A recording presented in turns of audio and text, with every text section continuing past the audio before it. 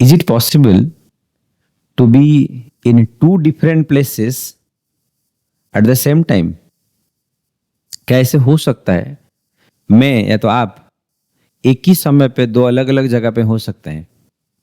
So hello my dear friends, today we are going to discuss the dual nature or the dual behavior of not only light, this universe.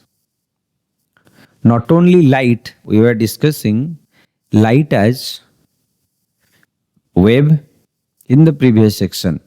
In this section, we will be discussing light as particle.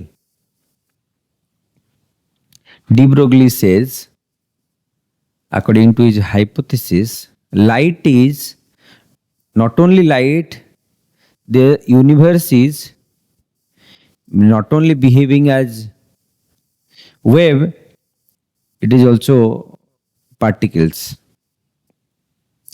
So hello my dear students, I am Ashwini Padit. Today we are going to discuss about the topic dual nature of radiation and matter. So let's start the topic. Let's learn, grow and achieve our goal together. The first thing is the history of this topic. Let me introduce. We know that light has dual nature. When we were discussing light as particles, then we have considered light is flowing like a light is moving like a ray. So the topic was ray optics. In that topic, we are discussing reflection, diffraction, and other phenomena. Then we have started discussing about the wave optics when light was behaving like a wave. Due to the wave, we have discussed the phenomenon of your interference diffraction and all. हाँ कि नहीं, हम लोग रे के जब particle consider किए तब हम लाइट को रे ऑप्टिक्स कंसिडर किए थे. इन द नेक्स्ट टॉपिक जब हम लाइट को आज वेव डिस्कशन किए तब और भी कई फेनोमेनन है जिसको हम क्या किए प्रूव कर सके. इंटरफेरेंस का पैटर्न देख सकते थे. Single slit, double slit experiment we have done, as well as we have seen the diffraction. My dear students, here in this chapter, light is not only particle, it is also wave. We know that light has a dual nature. Some phenomena were explained by wave theory of the light and some by particle nature of light. Similar to the light, matter has also the dual nature. If we talk about anything you see around, जो भी कुछ आप अपने चारों तरफ देख रहे हैं वो सब क्या होगा, कॉम्बिनेशन ऑफ एटम्स. एटम्स के अंदर क्या होते हैं, प्रोटॉन्स, न्यूट्रॉन्स, इलेक्ट्रॉन्स. यस और no? They will be behaving like particles. Of course they are particles, as well as their behavior will be matter. Their behavior will be waves. Similar to the light, matter has also dual nature. Example, electron is a matter particle as it contains some mass and charge, fast moving electrons. But cathode ray shows properties of waves. So thus matter also exhibit dual nature. One is your property of the wave, one is your property of matter. Means एक तो वो matter है पर वो wave के तरह behave कर रहे हैं. जैसे कि अभी मैं बताया था, is it possible to be in two different conditions. अब यहाँ पे पार्टिकल टू डिफरेंट कंडीशंस में है. आप पूछोगे sir how? I can see U a single object, I can see the things around me, around us, single object. How it is behaving like wave?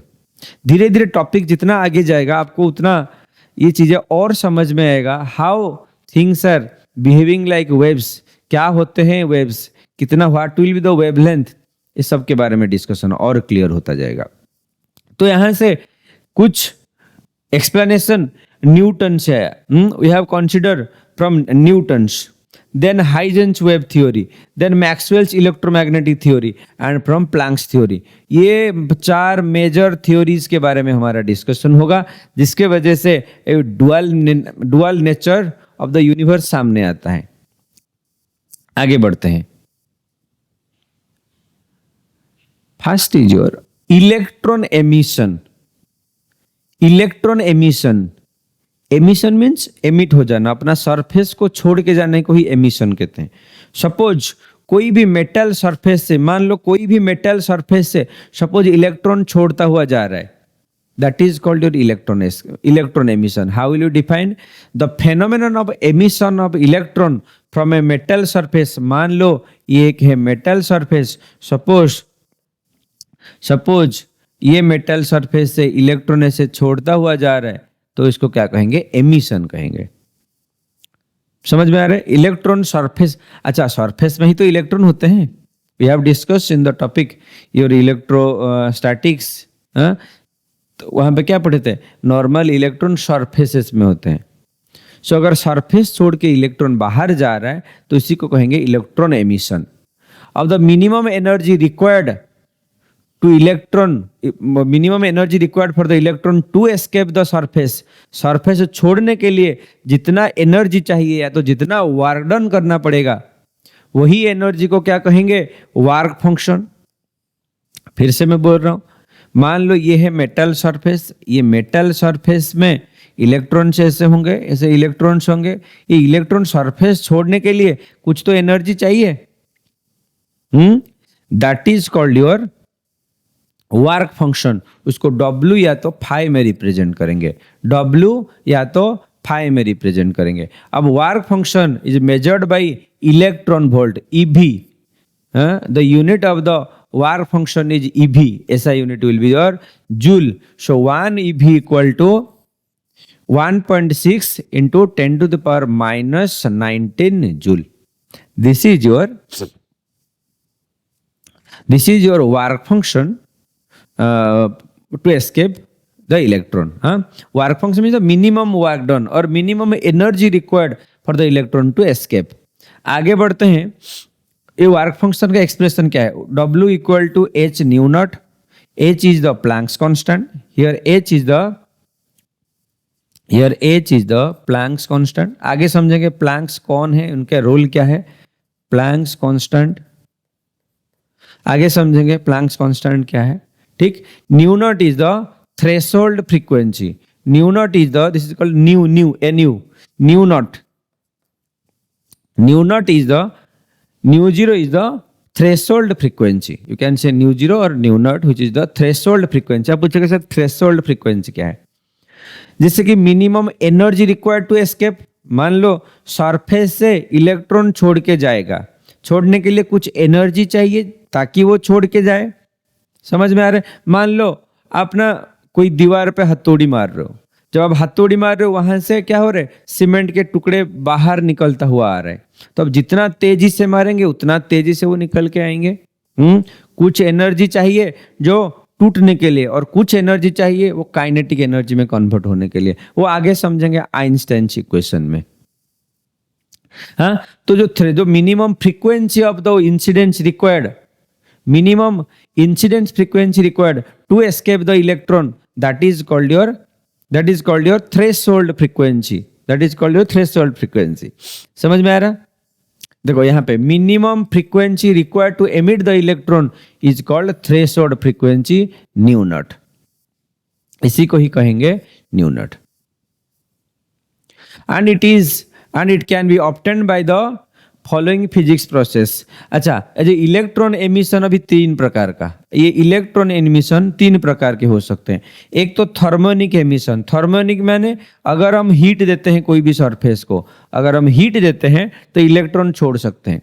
If I give heat to the surface of the metal, वो क्या करेंगे, वो छोड़ देंगे surface, that is called your thermionic emission. अब लिख सकते हो when the electron escape, if heat is required to escape the electron from the metal surface is called thermionic emission. Field emission क्या होता है? Field is your electric field. Field is your electric field. If electric field is required to emit the electron from the metal surface, that is called your field emission. Similarly, photoelectric emission.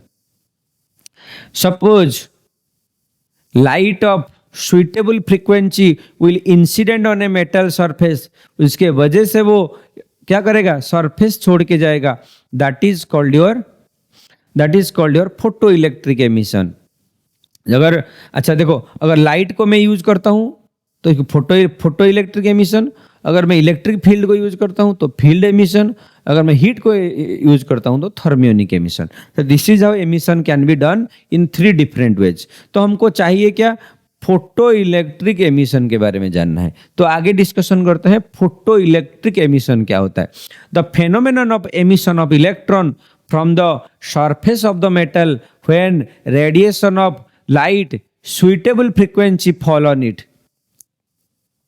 जितना frequency का चाहिए, अगर उतना frequency का light पड़ रहा है तभी वो क्या करेंगे, इलेक्ट्रॉन एमिशन हो जाएंगे, इलेक्ट्रॉन सरफेस छोड़ता हुआ जाएंगे। That is called your photo electric emission और this effect is called photo electric effect. क्या होता है यहां पे, देखो जब देखो ये था, मान लो ये था आपका surface, suppose this is your metal, यहाँ पे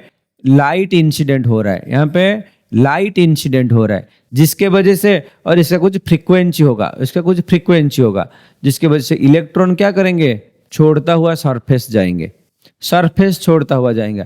that is called your photo electric effect. The emitted electrons are called photo electrons, और ये जो इलेक्ट्रॉन्स छोड़ के जा रहे हैं इनको कहेंगे क्या, फोटो इलेक्ट्रॉन्स।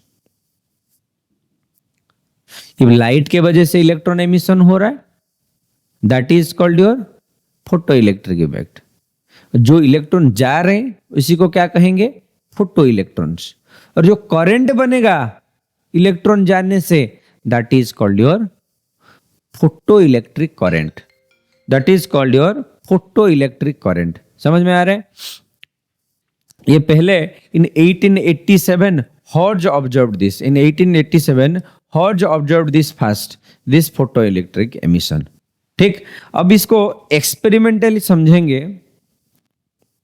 आगे और साइंटिस्ट आते हैं जो इसके बारे में और क्या करते हैं, एक्सपेरिमेंटल स्टडी करते हैं, हाँ, और प्रैक्टिकली दिखाते हैं कि हाँ कितना लाइट का फ्रीक्वेंसी होना चाहिए, कैसे पढ़ना चाहिए, कितना करंट बढ़ेगा कम होगा, उसके लिए एक प्रॉपर एक्सपेरिमेंटल स्टडी होगा। उसके लिए क्या करेंगे, हम एक क्या करेंगे, will take a glass tube,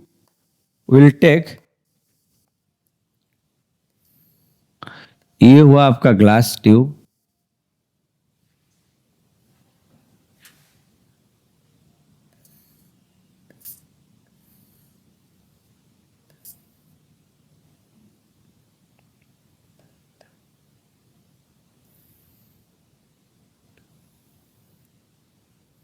suppose this is a glass tube. हाँ, यहाँ पे एक विंडो लगाते हैं, हाँ, क्वार्ट्ज विंडो इसको कहते हैं, और यहाँ पे 2 प्लेट्स होंगे, यहाँ पे एक प्लेट, यहाँ पे एक प्लेट। ठीक, to check the electron emission, we have done a special arrangement. जो ये ग्लास का ट्यूब है इसको इवैक्यूएटेड ट्यूब या तो वैक्यूम ट्यूब भी कहेंगे, इसको वैक्यूम ट्यूब या तो इवैक्यूएटेड ट्यूब कहेंगे। यहाँ पे 2 इलेक्ट्रोड्स होंगे, यहाँ पे 2 इलेक्ट्रोड्स होंगे, इसको कहेंगे क्या, एमिटर, इसको कहेंगे कलेक्टर। ठीक, अब इसको हम लोग के क्या करेंगे, कनेक्ट करेंगे, किसके साथ, बैटरी के साथ। अच्छा, बैटरी को कनेक्ट करने से पहले इसको क्या करते हैं, इसको एक कम्यूटेटर देके लेते हैं। ठीक, अब यहां पे लगता है बैटरी। ठीक, यहां पे मान लो लगाते हैं स्विच, और मान लो यहां पे एक क्या लगाते हैं, यहां पे एक एमीटर लगाते हैं। Suppose to check whether the current flow is not, yes or no, we'll use an ammeter, here will be the switch। अब इसको क्या कहेंगे, इसको कहेंगे वैक्यूम ट्यूब, इसको कहेंगे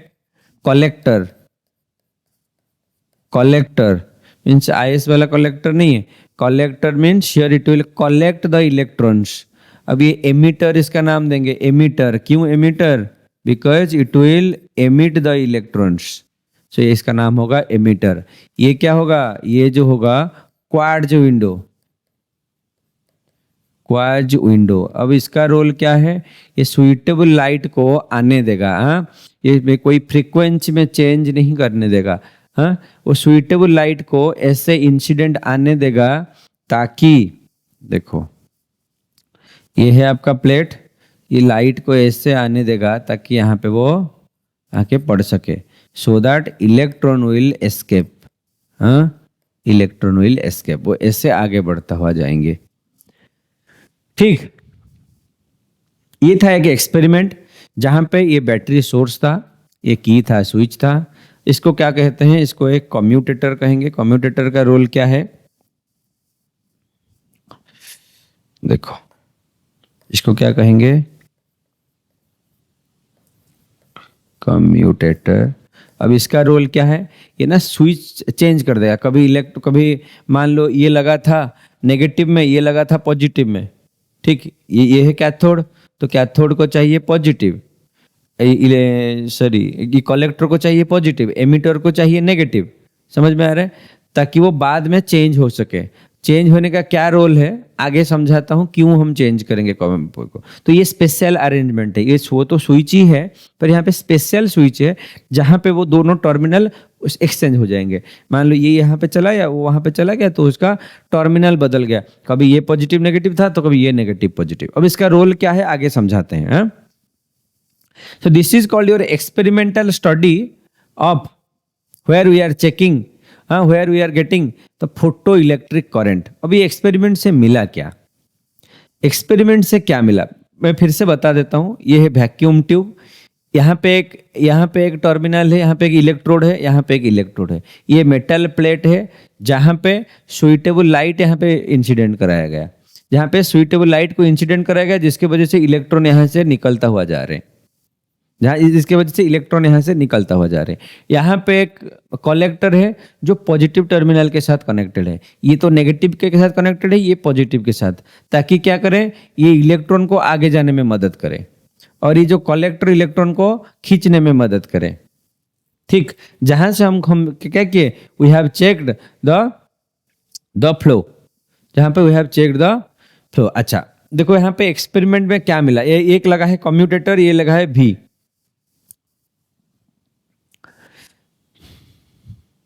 फिर और अच्छा पहला क्या हुआ, मैं पहले ग्राफ समझा देता हूं। देखो अच्छा, जब गुड इंटेंसिटी, ये था intensity of light, intensity of incident light. अगर इंटेंसिटी ऑफ लाइट को बढ़ाया जाए, अगर इंटेंसिटी ऑफ इंसिडेंट लाइट को बढ़ाया जाए, ये है करंट, करंट भी बढ़ता हुआ जाएगा। तो यहाँ पे ये इंसिडेंट ऑफ रेडिएशन ले जाओ और ये ले जाओ करंट ले जाओ। हाँ, दे will be directly proportional. Intensity जितना बढ़ेगा वो क्या होगा? करंट उतना ज्यादा होगा। इंटेंसिटी बढ़ेगा तो करंट ज्यादा होगा। तो this is the graph between intensity of light and incident. तो ये एक्सपेरिमेंट से हमको क्या मिला? ये एक्सपेरिमेंट से हमको ये मिला, जब हम इंटेंसिटी बढ़ाए, जब यहाँ पे इंटेंसिटी ऑफ इंसिडेंस को बढ़ाए, तब क्या हुआ? करंट और इलेक्ट्रॉन फ्लो हुए और करंट अच्छे से क्या हुआ? फ्लो होने लगा। समझ में आया? अच्छा एक चीज बताओ, जब इंटेंसिटी बढ़ा तो क्या होगा? इलेक्ट्रॉन्स फ्लो होंगे।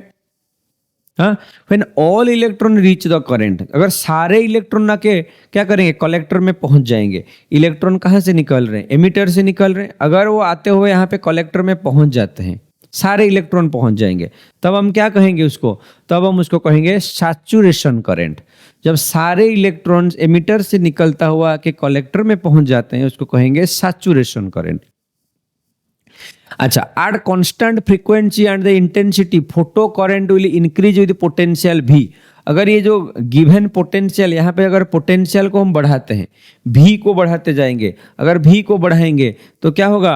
वहां पे फोटो करंट भी बढ़ेगा। इंटेंसिटी बढ़ाने से फोटो करंट बढ़ेगा, आज वेल एज भी को बढ़ाने से भी फोटो करंट बढ़ेगा। दो चीज, इंटेंसिटी बढ़ाने से भी फोटो करंट बढ़ा, पोटेंशियल को भी बढ़ाने से, क्योंकि दोनों मदद के इलेक्ट्रॉन को फ्लो होने में, तो वो करंट का फ्लो बढ़ा।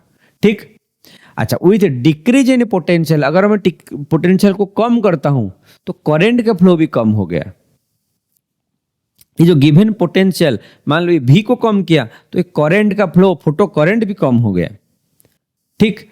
अगर अगर when negative potential is given, अगर मैं पोटेंशियल को चेंज ही, जैसे कमाते कमाते अगर मैं चेंज ही कर देता हूं कम्यूटेटर से, अब क्या करता हूं, अब इसको दे देता हूं मैं नेगेटिव, अब अगर इसको दे देता हूं मैं पॉजिटिव, उल्टा कर देते हैं तो क्या होंगे। अगर मैं क्या करूं, टर्मिनल को ही बदल दिया, apply to the plate C, the photo current will become zero, यहाँ पे करंट स्टॉप हो जाएंगे, कट हो जाएंगे और इलेक्ट्रॉन फ्लो होंगे ही नहीं। अब पूछो सर क्यों नहीं होगा, क्योंकि कलेक्टर तो बन गया अभी नेगेटिव, इलेक्ट्रॉन तो खुद नेगेटिव, अब नेगेटिव नेगेटिव रिपेल करेंगे ना, समझ में नहीं आ रहा है। तो वहां से इलेक्ट्रॉन फिर से रिपेल होता हुआ आ जाएंगे, तो वहां पे करंट हो जाएगा जीरो। और जितना वोल्टेज पे करंट जीरो हो जाता है उसी को कहेंगे स्टॉपिंग पोटेंशियल। जो भी अमाउंट होगा भी नॉट का, कुछ भी हो सकता है, कुछ भी हो सकता है, अगर उसके लिए क्या होता है, करंट आपका जीरो हो जाता है, उसी को कहेंगे स्टॉपिंग पोटेंशियल और कट ऑफ पोटेंशियल भी कहेंगे। भी नॉट उसको रिप्रेजेंट करेंगे, भी नॉट, भी zero will be the cut off potential, जहां पे करंट हो जाएंगे जीरो। ठीक। आगे देखो। अच्छा, ये तो एक रिलेशन मिला, ये रिलेशन किसके बीच में था, intensity and current, intensity versus current. Current means photo current, not current, photo current, remember photo current, photo current. और अगर आप इसको लॉ पे लिखोगे, देखो for a given frequency of incident अब radiation, the number of photo electron per second, number of photo electron क्या होंगे, आप करंट क्या पढ़े थे, Q I equal to Q by T, so Q यहाँ पे electrons, number of electrons per second, number of photo electrons per second, I is directly proportional to the intensity of the light, so I proportional to I. अब I हुआ यहाँ पे मान लो incident radiation, ये हुआ current, तो ये दोनों क्या होंगे, डायरेक्टली प्रोपोर्शनल, जो हम ग्राफ में यहां पे प्लॉट किए, intensity versus your current. When intensity will increase, current will increase simultaneously. समझ में आ रहा है। आगे बढ़ते हुए देखो, for a given material and frequency of incident, radiation and saturation current is found to be proportional to the intensity of incident radiation, whereas stopping potential is independent of intensity। आगे और एक रिलेशन निकालते हैं जहां पे जब हम intensity को बढ़ाए तो करंट अच्छा ज्यादा मिला। मतलब अलग कलर से करते हैं। अगर मैं इंटेंसिटी बढ़ाता हूं तो मान लो ये था करंट, अगर मैं इंटेंसिटी थोड़ा कम हो गया मान लो ये था करंट, मान लो इंटेंसिटी और कम हुआ ये था करंट, तो इंटेंसिटी कम होने से करंट भी कम हो गया। अब लोग ये दोनों सारे क्या लिए हैं, इसको मैं लिया हूं करंट, इसको लिया हूं मैं पोटेंशियल, इसको लिया हूं कौन सा current, photo current, photo current, ये एक्सिस में मैं लिया हूं फोटो करंट, इसको लिया हूं पोटेंशियल। यहाँ पे अलग अलग इंटेंसिटी के लिए अलग अलग करंट था, अलग अलग इंटेंसिटी के लिए अलग अलग करंट था। सेकेंड पॉइंट, सेकेंड लॉ हम समझ रहे हैं, दूसरा लॉ समझ रहे हैं। पहला लॉ में क्या मिला था, आई प्रोपोर्शनल टू आई, दूसरा लॉ में देखो क्या मिला, आई प्रोपोर्शनल टू तो आई, इंटेंसिटी बढ़ाने से तो करंट बढ़ा, पर जब हम नेगेटिव पोटेंशियल दिए सारे आके एक ही पॉइंट में रुके, सारे आके एक ही पॉइंट में रुके, बस वही पॉइंट को क्या कहते हैं, बस वही पॉइंट को कहते हैं V naught, that to be negative में, बस वही पॉइंट को कहेंगे कट ऑफ पोटेंशियल है तो negative potential, it is independent of intensity. कौन, भी नॉट, भी नॉट इंडिपेंडेंट, इंडिपेंडेंट ऑफ किसको? Intensity of radiation. किसको इंडिपेंडेंट? इंटेंसिटी ऑफ रेडिएशन को इंडिपेंडेंट होंगे। कौन होंगे? Photo your cut off potential. समझ में आ रहे? सेकेंड लॉ क्लियर हो गया? हाँ, सेकेंड लॉ क्लियर हो गया। So this is stopping potential is independent of intensity. Next point समझते हैं। For a given material there is a certain minimum frequency of the incident of radiation below which emission is not possible, जिसको हम threshold frequency नाम दिए थे। और उतना frequency का इंसिडेंस नहीं होगा तो वहां पे इलेक्ट्रॉन एमिशन ही नहीं होगा। So the minimum kinetic energy of the emitted photoelectrons are the equivalent to the stopping potential. अब यहाँ पे स्टॉपिंग पोटेंशियल फ्रीक्वेंसी पे डिपेंड करेंगे। देखो अगले ग्राफ में हम क्या समझते हैं। अगर मैं क्या करता हूं, अलग अलग यहाँ पे क्या था, इंटेंसिटी डिफरेंट था। मान लो ये था, इसका नाम I1, इसका नाम I2, इसका नाम I3 दिया था। तो यहाँ पे I1 ग्रेटर किससे था? I2, I3। I3 सबसे छोटा था। तो यहाँ पे दोनों अलग अलग इंटेंसिटी थे। हाँ, दोनों अलग अलग इंटेंसिटी थे। तो पर भी यहाँ पे भी में कोई चेंजेस नहीं था। जब नेक्स्ट ग्राफ समझते हैं जहां पे effect of frequency of incident radiation on stopping potential. और फ्रीक्वेंसी में ये था इंसिडेंट के साथ रिलेशन। अब फ्रीक्वेंसी के साथ क्या रिलेशन हो रहा है?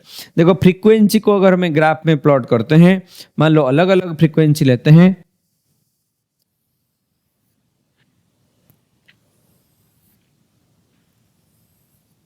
यहाँ पे फ्रीक्वेंसी अलग होने से यहाँ पे करंट तो सेम रहा। एक देखो मैं यहाँ पे अलग अलग फ्रीक्वेंसी, ये एक ही फ्रीक्वेंसी में ही एमिशन पॉसिबल है, तो यहाँ पे एमिशन सेम हुआ तो करंट सेम हुआ। पर अलग अलग फ्रीक्वेंसी के लिए per your stopping potential V0 अलग हो गया। मान लो इसको V01, V02, V03 लेते हैं, तो यहाँ पे डिफरेंट फ्रीक्वेंसी के लिए स्टॉपिंग पोटेंशियल भी डिफरेंट हो गया। अब बोलो सर ये एक्सिस में क्या है? पोटेंशियल। ये एक्सिस में क्या है? Current, photo current.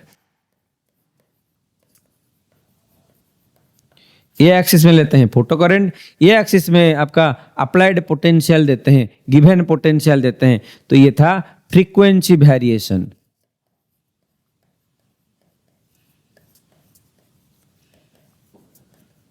ये था फ्रीक्वेंसी वेरिएशन। जो ये जो एक्सपेरिमेंट हुआ, हमको क्या पता चला, जब अलग अलग फ्रीक्वेंसी का हम लिए थे तो वहां पे V0 अलग अलग हो गया था, V0 अलग अलग हुआ था फॉर द डिफरेंट फ्रीक्वेंसी के इंसिडेंस के लिए। पर इंटेंसिटी के साथ V0 सेम हो रहा था, कोई डिपेंडेंट नहीं था। पर यहाँ पे फ्रीक्वेंसी के साथ डिपेंडेंट है V0। ठीक, देखो यही लिखा है थर्ड पॉइंट में, यही लिखा है। हाँ, ये इंटेंसिटी के साथ इंडिपेंडेंट, इंटेंसिटी के साथ इंडिपेंडेंट, बट फ्रीक्वेंसी के साथ डिपेंडेंट है। The photo electric emission in an instantaneous process, the time lag between the incident of radiation and emission of the photo current is very small, that is less than 10⁹ second, nano second. हाँ, तो photo electric emission के instantaneous process, यहाँ आया, यहाँ पे electron निकले, instantaneous process. These are the 4 major points where which is called your laws of photoelectric emission. My dear students, you will get this PDF from our description as well as the comment section, and you can follow us to get more questions from this chapter. Fine. आगे बढ़ते हैं।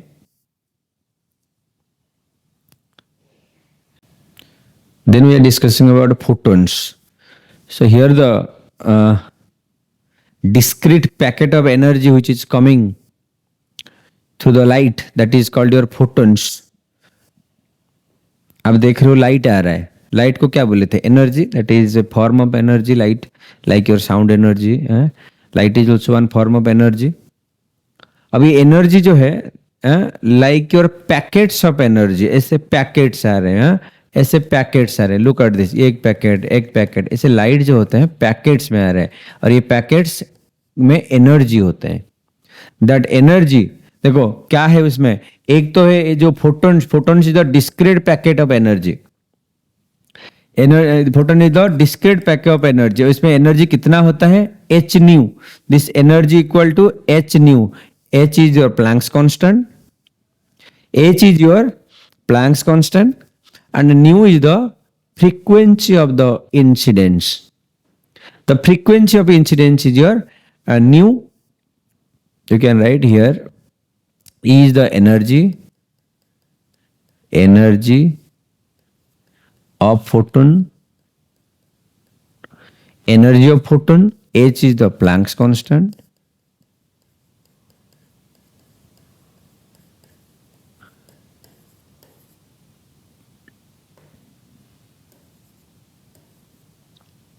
ठीक.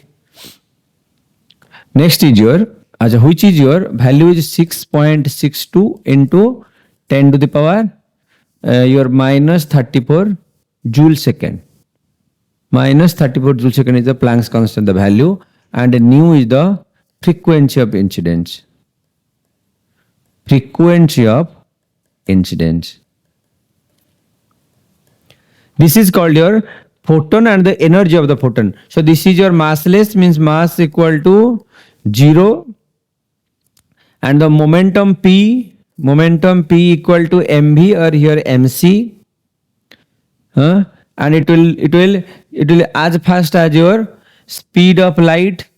It is as fast as the speed of light. These photons are the actually lights, the packets of lights. They are also moving in the speed of light, that is your c.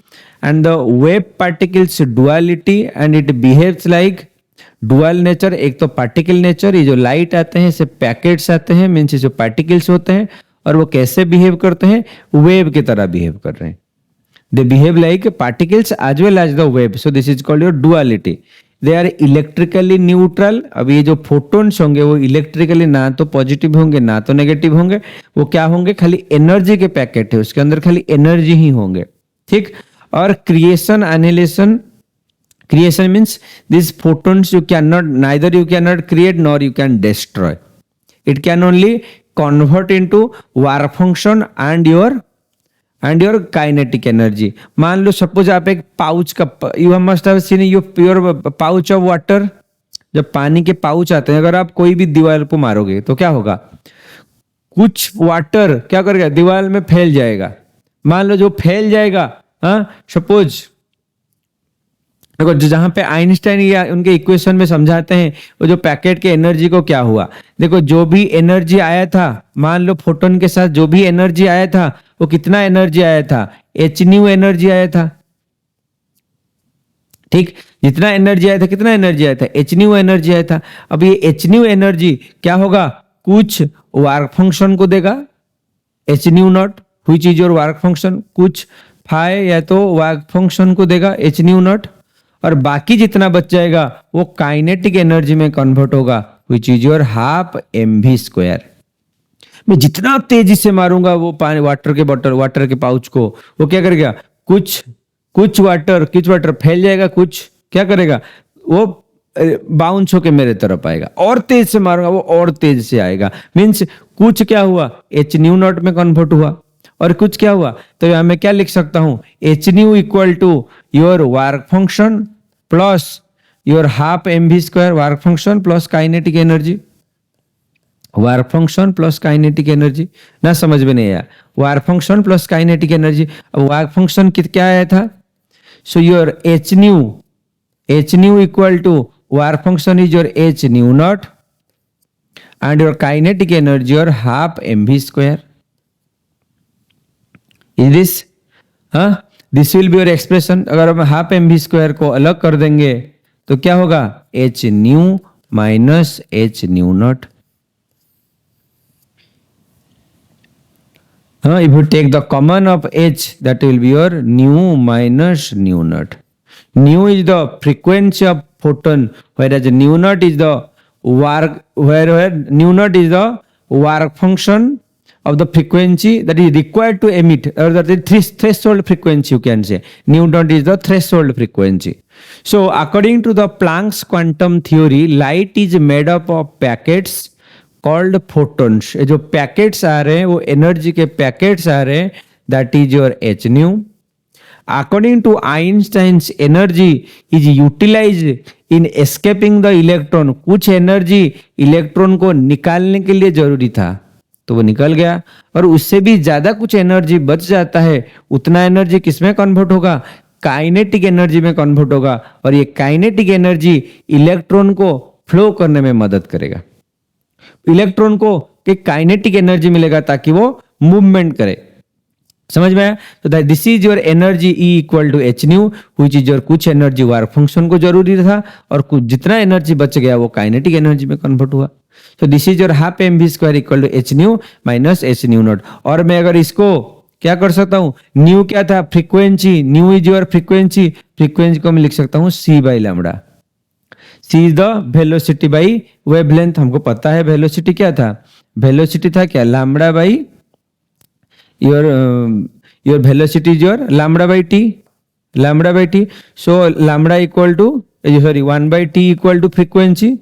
So I can lay lambda into nu, v equal to lambda into nu. So nu equal to nu equal to v by lambda, और v यहाँ पे c का role play करेंगे। तो इसलिए मैं I have applied c by lambda। समझ में? अगर मैं यहाँ पे पुट करता हूँ h into C by lambda minus C by lambda naught, तो क्या हो जाएगा, H C upon 1 by lambda minus 1 by lambda naught. This is called your Einstein's photo electric equation which is called your half M V square, which is equal to your half mv square. This is your Einstein's photoelectric equation.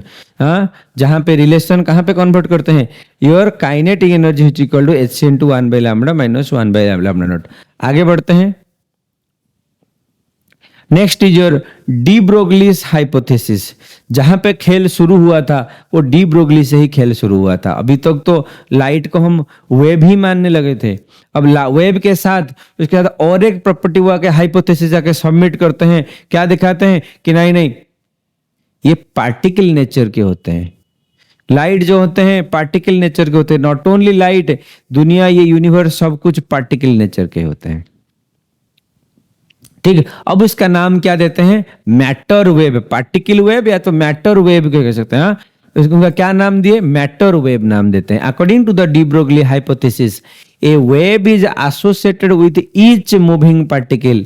मान लो आप electrons के बारे में बोलो, electron is moving, your electron can move and each particle called matter wave. There will be wave associated with the particle. अब particle wave की तरह बिहेव कर रहे हैं, अब इसको मैटर वेव नाम देते हैं। ठीक, अब वेव पार्टिकल डुअलिटी नेचर के होते हैं। क्या क्या डुअलिटी देखो, Louis de Broglie proposed that all the matter exhibits both wave like and particle like properties। अब ये वेव के प्रॉपर्टीज को फॉलो करेंगे एज वेल एज मैटर के या तो पार्टिकल के प्रॉपर्टी को फॉलो करेंगे। कौन करेंगे, हर वो पार्टिकल्स। अब मैटर वेव्स क्या होता है, De Broglie suggested that moving particle like electrons are associated with waves called matter wave। अब ये इलेक्ट्रॉन्स को एग्जाम्पल में लिए हैं जहां पे वो बताते हैं इलेक्ट्रॉन एक मैटर वेव होता है। क्यों, क्योंकि इलेक्ट्रॉन के पास खुद का एक मास होता है, इट एग्जिस्ट करता है, जिसके पास मास होता है तो वो एक पार्टिकल हुआ। वो पार्टिकल कैसे बिहेव करता है, वो वेव के तरह प्रोपागेट करता है, वेव की तरह मूव करता रहता है। ठीक, अब ये वेवलेंथ कितना होगा, wavelength according to the de Broglie the wavelength of the matter wave is inversely proportional to the momentum. Means यहां बताते हैं ये जो वेवलेंथ हुआ लैम्डा वो क्या करता है, inversely proportional to mass and velocity और momentum, inversely proportional to the momentum. देखो क्या बताते हैं lambda is inversely proportional to momentum और equal to lambda equal to 1 by h by P. यहाँ h is the Planck's constant और इसको लिख सकते हो h बाई एम भी। ये बताते हैं वेवलेंथ ऑफ द, जो अपने हाइपोथेसिस सबमिट करते हैं वहां पे लैम्डा को h बाई एम भी पे वो रिप्रेजेंट करते हैं। देखो ये h बाई एम भी आया कहां से, हाँ देखो एक बार वो h बाई एम भी आया कहां से, अकॉर्डिंग टू आइंस्टाइन, देखो मैं यहां पे बनाता हूं, हाँ अकॉर्डिंग टू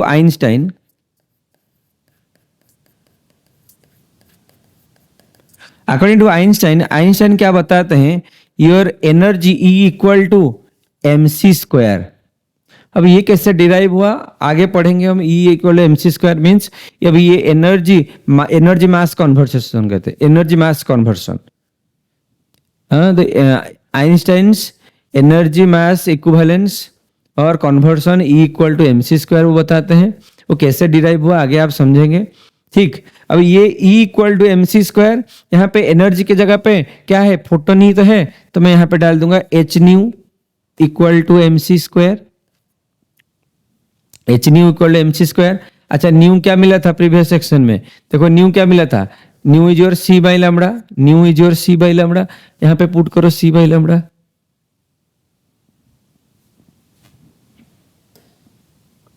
यहाँ पे पुट करो h into C by lambda equal to M C square. अब ये लैम्बडा को अलग कर दो, हाँ, अब ये लैम्बडा को अलग कर दो, क्या बच जाएगा, लैम्बडा इस तरफ आ जाएगा, lambda equal to h into C by M C square. ठीक, ये c को c कट जाएंगे, बचेगा क्या, h बाई एम सी। यही तो था, h बाई सी क्या था, वेलोसिटी ही था पार्टिकल, फोटोन्स का स्पीड था c, तो h बाई एम भी और h by p। This is how he submitted that lambda is your h by p और inversely proportional to the momentum. This relation is expressed by the de Broglie equation. अब इसको de Broglie equation नाम दिया। ठीक, lambda equal to h by p। आगे समझते हैं अब इलेक्ट्रॉन का वेवलेंथ क्या होता है, वेवलेंथ ऑफ इलेक्ट्रॉन। तो हमको क्या मिला, the lambda, the wavelength of the particle will be h divided by M V. यही तो एक्सप्रेशन हम लोग पढ़े भी, हाँ, wavelength of the particle will be h upon M V, where h will be the Planck's constant, m will be the mass of the particle and v will be the velocity of the particle. Yes or no? h equal to mv where h equal to Planck's constant, and the value will be your 6.62 into 10 to the power minus 34 joule and second. See, we said you will ask that how will you get joule and second. You know your frequency equal to, your E equal to h nu, E equal to your E unit is joule, h we do not know, h will be joule upon nu। देखो, your h will be E upon nu, E is your joule, nu is your 1 by time will be joule second। हाँ, time ऊपर जाएगा तो हो जाएगा second, सो joule second, तो Planck's constant unit is joule second. अच्छा, next होता है mass will be your mass of the particle.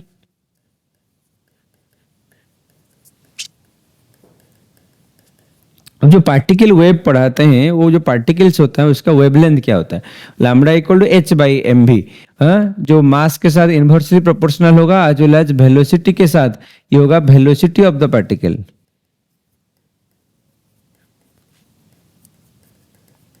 होगा वेलोसिटी ऑफ द पार्टिकल। समझ में आ रहा है? अच्छा, अब हमको क्या निकालना है, lambda E, wavelength of the electron निकालना है। क्या निकालना है, वेवलेंथ ऑफ द इलेक्ट्रॉन हमको निकालना है। अगर मैं पुट करता हूं h divide by M into V, देखो एक चीज हमको क्या पता है, half M V square is your energy, your kinetic energy equal to half M V square. अगर मैं यहाँ पे वेलोसिटी को अलग करता हूं तो क्या हो जाएगा, 2e अपन एम, 2 इंटू ई अपन एम, और भी क्या हो जाएगा 2e अपन एम का रूट ओवर। बस इसी को यहाँ पे पुट करो, 2e upon M root over. ठीक, कहां से मिला, योर वेलोसिटी। एक काम करो, वेलोसिटी को ऐसे लिखो, वेलोसिटी, सो दैट वहां पे पोटेंशियल आएगा तो इसको हम भी लिखेंगे। हाँ, यहाँ पे वेलोसिटी को ऐसे भी लिखो। ठीक, भी कितना होगा, 2e अपन एम का रूट ओवर। ठीक, देखो इसको मैं लिखता हूं root M into root M, M को मैं लिख सकता हूं root M into root M.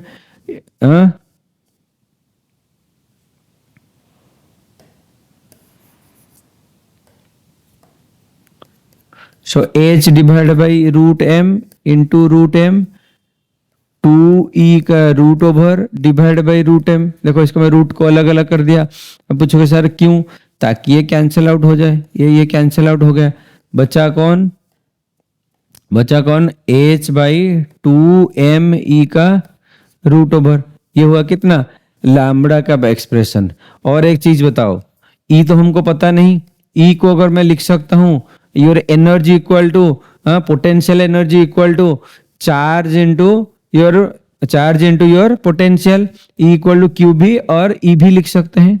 ई भी यहाँ पे लिखो h अपन 2m ई भी का रूट ओवर।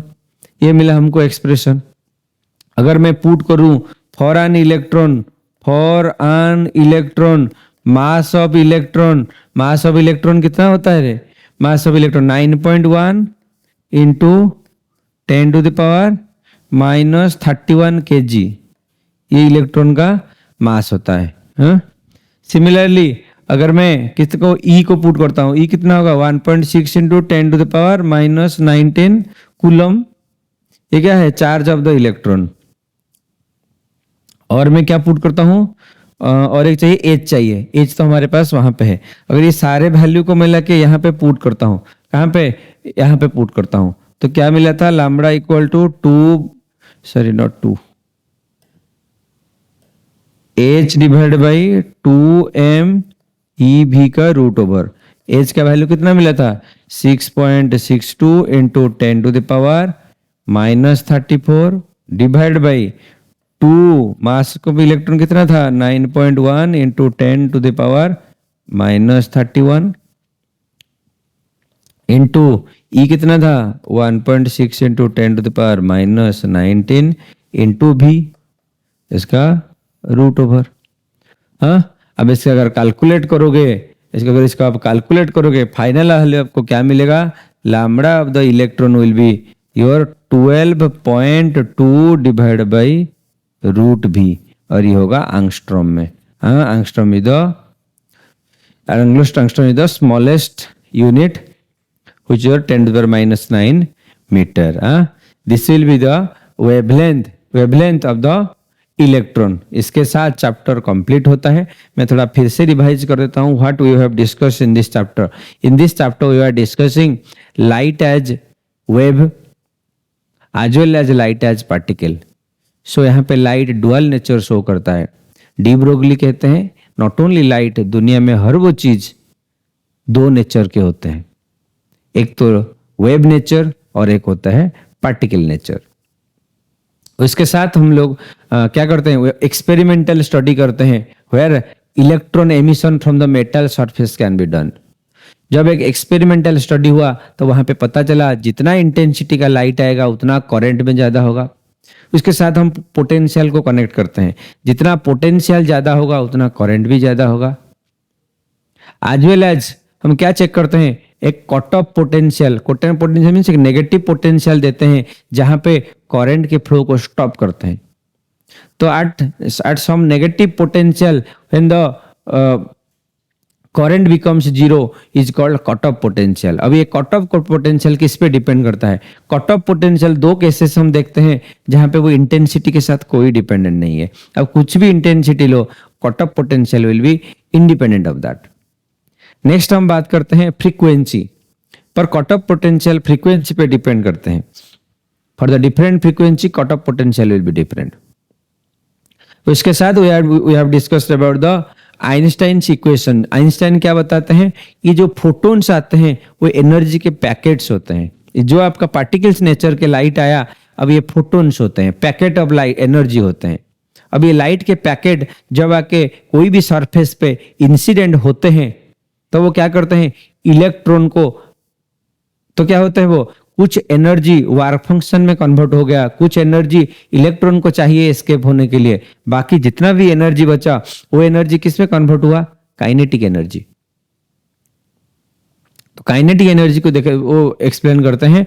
उसके साथ हम डी ब्रोगली के हाइपोथेसिस के बारे में बात करते हैं जहां पे बताते हैं दुनिया में हर वो चीज डुअल नेचर के होते हैं, एक तो पार्टिकल नेचर, एक तो वेव नेचर। अब जो भी पार्टिकल्स के पास एक वेव होता है, अब उसको मैटर वेव नाम देते हैं। पार्टिकल के पास जो वेव होता है उसको वो मैटर वेव देते हैं। अगर वो वेव हुआ तो उसके वजह से वेवलेंथ होगा। तो वो वेवलेंथ को बताते हैं, wavelength of that particle is h divided by mv और inversely proportional to the momentum. उसके साथ हम डिराइव करते हैं h divided by mv which is your wavelength and we find the wavelength of an electron using the formula and the values of the electron. Thank you so much for watching the video. You will be getting the note from our website as well as our channel. Thank you so much.